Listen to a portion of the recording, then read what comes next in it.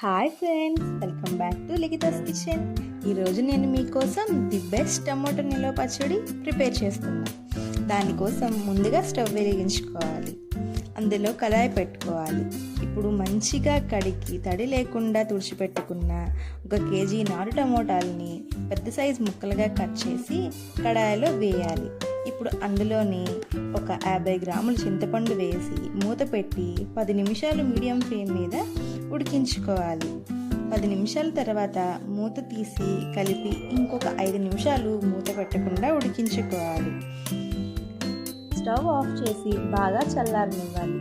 ఇప్పుడు ఒక mixie jar తీసుకొని దాంట్లో ఆవాలు, మెంతులు వేసి బాగా పౌడర్ చేసుకోవాలి. ఇప్పుడు ఆ పౌడర్ని తీసి పక్కన పెట్టుకోవాలి. మళ్ళీ ఇంకొక మిక్సీ జార్ని తీసుకొని అందులో ఇప్పుడు మనం పూర్తిగా చల్లార్చుకున్న టమోటాని వేసుకోవాలి. అందులోనే పుట్టు తీసిన 50 గ్రాముల వెల్లుల్లి, అలాగే 100 గ్రాముల కారం అంటే 2 కప్పుల కారం, ఇంకా 100 గ్రాముల ఉప్పు అంటే 1 కప్పు ఉప్పు వేసి ఒకసారి మిక్సీ పట్టుకోవాలి.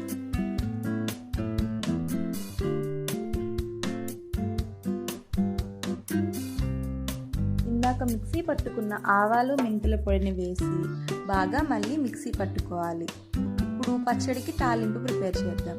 మళ్ళీ స్టవ్ వెలిగించి కడాయి పెట్టుకొని కడాయి హీట్ అయ్యాక 400 గ్రాముల పల్లీల నూనె వేయాలి.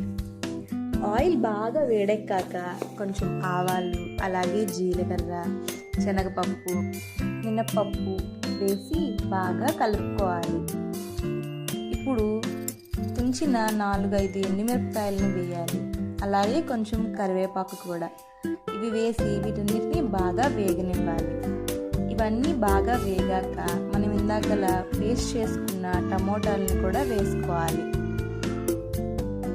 ఇప్పుడు సిమ్లోనే మొత్తం బాగా ఆయిల్ అంతా పచ్చడికి పట్టేలాగా కలుపుతూ ఫ్రై చేసుకోవాలి. హై ఫ్లేమ్లో మాత్రం అస్సలు పెట్టకూడదు ఫ్రెండ్స్, ఓన్లీ లో ఫ్లేమ్లోనే వండుకోవాలి.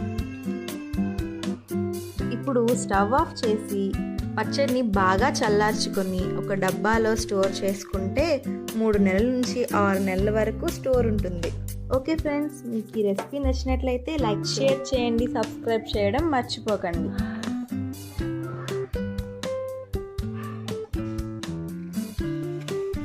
Happy cooking, happy eating. Bye friends.